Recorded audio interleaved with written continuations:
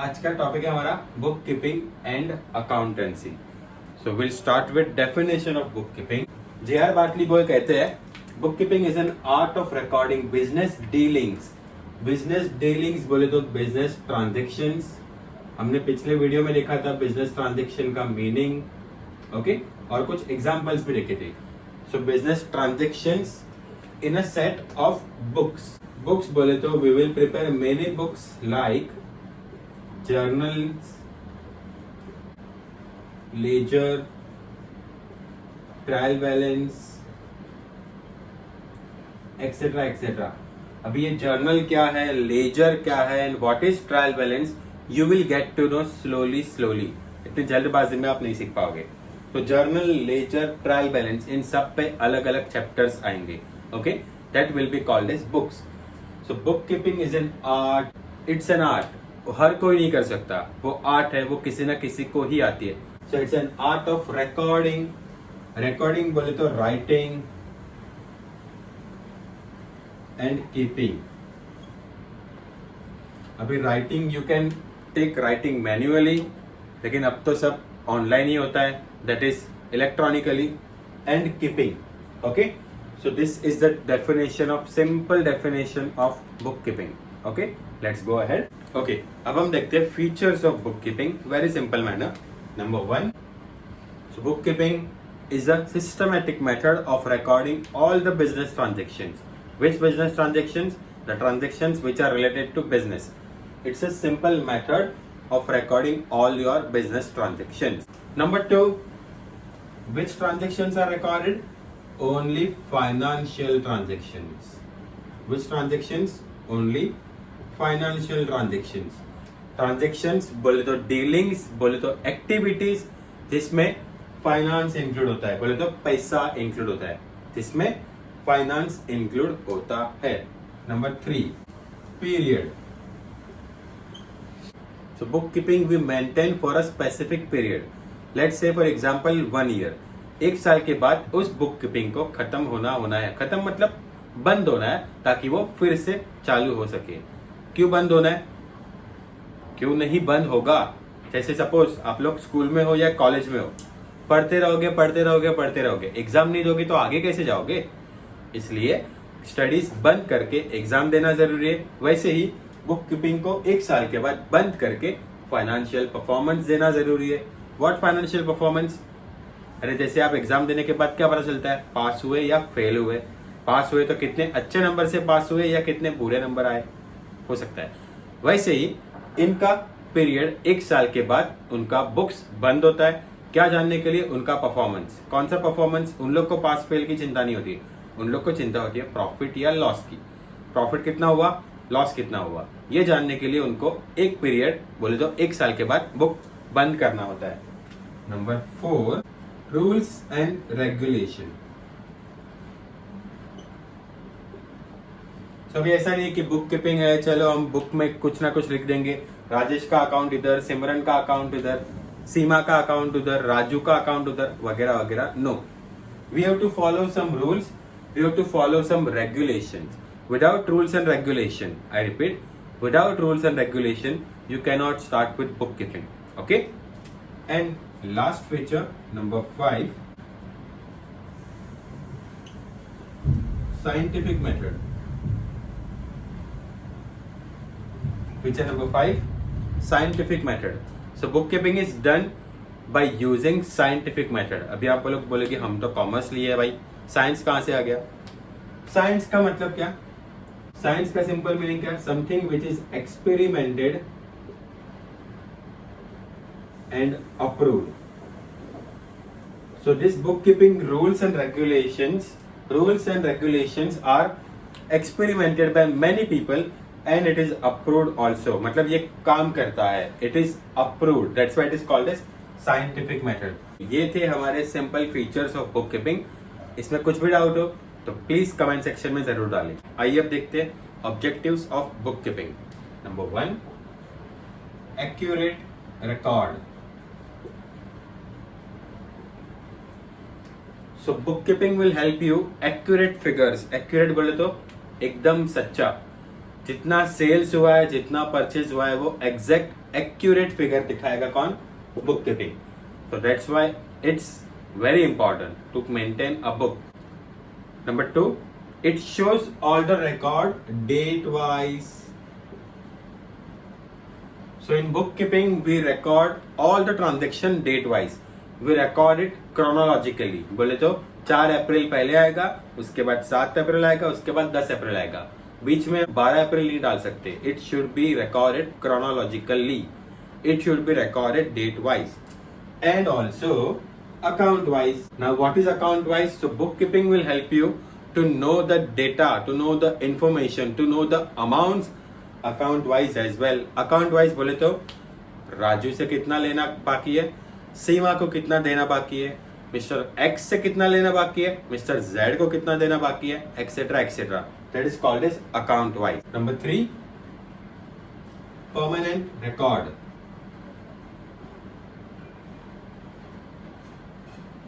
So once something is recorded in bookkeeping, it serves as a permanent record into the business. बोले तो 5 साल 10 साल तक उसको हम संभाल के रखेंगे and it is called as permanent record. बहुत सारी कंपनियां सालों साल तक अपने रिकॉर्ड संभाल के रखती है. अगर आप किसी कंपनी में जाओगे 40 साल पुराने रिकॉर्ड आपको निकाल के दिखा सकती है. That is called as permanent record. Also, these records can be used as official evidence. अगर आपका केस चल रहा है किसी के ऊपर और आपको कुछ प्रूफ करना है, आपको ये this is your official evidence, जिसको आप कोर्ट में दिखा सकते हो कि हाँ इसको ये तारीख पे हमने इतना पैसा दिया था या ये तारीख पे हमने इससे इतना पैसा ही लिया था. That is called as permanent record. Number 4, to know the financial performance. बोले तो जैसे मैंने आपको एग्जांपल दिया, अगर आप पूरा साल पढ़ते रहोगे और एग्जाम नहीं दोगे तो पता कैसे चलेगा कि आपने पढ़ाई सच में की है या नहीं की है, पास हुए हो या फेल हुए हो. सेम कंपनी को भी जानना होता है कि उसको प्रॉफिट हुआ है कि लॉस हुआ है, और वो प्रॉफिट हुआ है या लॉस हुआ है उसको हेल्प कौन करेगा जानने में? Book keeping. So book keeping से उसको पता चलेगा कि कंपनी में उसको प्रॉफिट हुआ है या लॉस हुआ है. अगर प्रॉफिट हुआ है तो भाई कंटिन्यू करो बिजनेस को, लॉस हुआ है तो क्यों लॉस हुआ है वो फाइंड आउट करो, और फिर भी लॉस होते रहता है बंद कर दो बिजनेस को. To know the financial status. बोले तो कंपनी के पास कितनी एसेट्स है और कंपनी के पास कितने लायबिलिटीज है. एसेट्स बोले तो कंपनी के पास कितनी प्रॉपर्टीज है, कितनी संपत्ति है, लैंड है, बिल्डिंग है, मशीनरी है, फर्नीचर है, इक्विपमेंट्स है, लैपटॉप है, कंप्यूटर है, एक्सेट्रा एक्सेट्रा एक्सेट्रा. क्या क्या है प्रॉपर्टीज में? प्रॉपर्टीज बोले तो एसेट. लायबिलिटीज, लायबिलिटी बोले तो जिम्मेदारी. कंपनी को बैंक को कितना पैसा देना बाकी है, कंपनी को ऑनर्स को कितना पैसा देना बाकी है, ऑनर्स बोले तो शेयर होल्डर्स लोगों को कितना पैसा देना बाकी है, क्रेडिटर्स लोगों को कितना पैसा देना बाकी है, बैंक ओवरड्राफ्ट कितना देना बाकी है, वगैरह वगैरह. किस किस से पैसा लिया हुआ है और देना बाकी है वो दिखेगा लायबिलिटीज में, और हमारे पास क्या क्या संपत्ति है वो दिखेगा अपनी एसेट में. तो ये भी कौन दिखाएगा हमें? हमारा book keeping. So that's why book keeping is very important to know financial status of the company as well. कितने एसेट्स है और कितने लायबिलिटीज है. Generally assets should be equal to liabilities. How? धीरे धीरे पता चलेगा, अभी के लिए suspense. Number 6, to know the progress of the business. Progress बोले तो अभी आप हर साल स्कूल में या कॉलेज में 50% लाते रहोगे, आपका कुछ प्रोग्रेस हुआ? नहीं हुआ. सिर्फ एक स्टैंडर्ड से दूसरे स्टैंडर्ड, दूसरे स्टैंडर्ड से तीसरे स्टैंडर्ड गए, दैट्स इट. प्रोग्रेस कुछ नहीं हुआ. लेकिन 7th स्टैंडर्ड में 50% लाए, 8th स्टैंडर्ड में 70% लाए, प्रोग्रेस हुआ ना. That is called as progress year to year. So what we can do, हम बुक कीपिंग के हेल्प से कंपेयर कर सकते हैं. हमने लास्ट ईयर कितना प्रॉफिट कमाया था, ये साल कितना प्रॉफिट कमाया. So let's do the comparison and check my progress कि हमने कितना प्रोग्रेस किया है. वो भी हमारा हेल्प कौन करेगा? हमारा प्यारा बुक कीपिंग. तो ये थे हमारे objectives of book keeping. Book keeping के पीछे हम क्यों मेहनत करते हैं, क्यों हम बुक कीपिंग बनाते हैं, क्यों हम बुक्स बनाते हैं, इस कारण। ओके, तो ये थे हमारे ऑब्जेक्टिव्स ऑफ बुक कीपिंग। आइए अब देखते हैं utility of book keeping. What is utility? Utility बोले तो यूजफुलनेस, मतलब बुक कीपिंग किसको किसको यूज होगा, कौन कौन बुक कीपिंग को यूज करेगा। कंपनी का मालिक ऑब्वियसली वो तो करेगा ही करेगा, उसके अलावा कौन कौन यूज करेगा, आइए देखते हैं। Number 1, honours of the business. Honours बोले तो जिसने कंपनी बनाया हुआ है, जिसने कंपनी एस्टेब्लिश किया, जिसने कंपनी चालू किया, they are the owners of the company. अगर पब्लिक लिमिटेड कंपनी है सो ऑनर्स कौन रहेगा इस कंपनी के? शेयर होल्डर्स रहेंगे। शेयर होल्डर्स बोले तो जनरल पब्लिक। सो उनको बुक कीपिंग क्या काम आएगा? They will get to know company ने अच्छा काम किया या कंपनी लॉस मेकिंग है, कंपनी प्रॉफिट कमा रही है या कंपनी लॉस मेकिंग है, वगैरह वगैरह। कहां से पता चलेगा उनको? बुक कीपिंग से। सो ऑनर्स लोग को बुक कीपिंग से क्या हेल्प मिलेगा? उनको जानने मिलेगा कंपनी ने प्रॉफिट कमाया या कंपनी ने लॉस किया। Number 2, investors. डिफरेंस क्या है ऑनर्स और इन्वेस्टर्स में?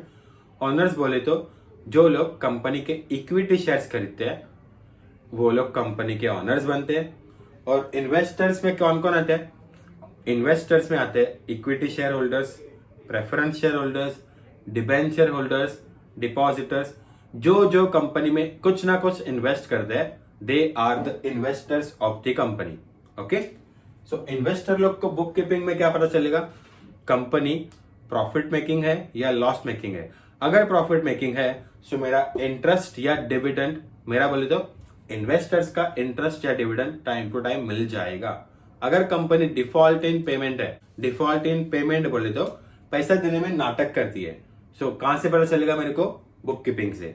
सो आई विल डिसाइड इन्वेस्ट करना चाहिए या नहीं करना चाहिए। Number 3, management of the company. Management बोले तो द बोर्ड ऑफ डायरेक्टर जो एक्चुअली में कंपनी रन करते हैं। ऑनर्स में कौन आता है? अगर पब्लिक कंपनी है तो ऑनर्स में आते हैं equity share holders. Equity share holders बोले तो कौन? General public. अभी जनरल पब्लिक, लाखों पब्लिक आके तो कंपनी नहीं चला सकते, राइट? सो उसलिए वो लोग की जगह पे कंपनी कौन चलाते हैं? Board of directors. और बोर्ड ऑफ डायरेक्टर्स बोले तो कौन? कंपनी के management. So board of directors को भी जानना होता है कंपनी का परफॉर्मेंस, हमने जो भी मेहनत की है पूरे साल उसमें हमने क्या कमाया, हमने क्या गवाया, कहां से पता चलेगा? बुक कीपिंग से। सो बुक कीपिंग इनको भी यूजफुल है अपना खुद का मेहनत का फल जानने के लिए, प्रॉफिट हुआ या लॉस हुआ वो जानने के लिए। Number 4, customer. बहुत सारे कस्टमर होते हैं जो अपने कंपनी के बारे में जानना चाहते हैं। क्यों? अगर किसी को 2-4 रुपए का परचेस करना है तो वो छोटा कस्टमर कंपनी के बारे में जानने की कोशिश नहीं करेगा, लेकिन किसी को कंपनी से लाखों करोड़ों का माल परचेस करना है तो वो कंपनी के बारे में जरूर जानेगा। क्यों जानेगा? कंपनी का क्वालिटी कैसा है प्रोडक्ट का, कंपनी का परफॉर्मेंस कैसा है, वगैरह वगैरह। ये सब जानने के लिए कस्टमर देखेगा बुक कीपिंग, कंपनी के बारे में जानने के लिए। सो कस्टमर को भी यूजफुल है क्या? Book keeping. Lenders are similar to investors. They are the people who lend money to the company, वो give money to the company। तो वो लोग भी डिसाइड करेंगे कंपनी को पैसा देना चाहिए या नहीं देना चाहिए। कैसे डिसाइड करेंगे? वो लोग देखेंगे उनका बुक कीपिंग का रिकॉर्ड, उसमें देखेंगे कंपनी ने इंटरेस्ट दिया है कि नहीं टाइम पे, कंपनी ने डिविडेंड दिया है कि नहीं टाइम पे, और उसके हिसाब से वो लोग डिसीजन लेंगे पैसा डालने का या नहीं डालने का। Okay, number 6, government. गवर्नमेंट, अभी गवर्नमेंट क्यों देखेगा बुक कीपिंग? अभी बिजनेसमैन है वो टैक्स तो भरेगा ही। टैक्स कितना भरेगा वो कौन डिसाइड करेगा? या तो उसका प्रॉफिट या तो उसका लॉस। तो गवर्नमेंट भी चेक करेगा कि इसने जो प्रॉफिट दिखाया हुआ है वो सही है या गलत है, इसने जो टैक्स पे किया हुआ है वो सही है या गलत है। इसलिए बुक कीपिंग गवर्नमेंट भी चेक करेगा। क्यों? टैक्स बराबर से भरा है या नहीं भरा है। अगर नहीं बराबर भरा है तो let's charge penalty on them. So that's why government will also find it useful. So these are the people who are the users of bookkeeping.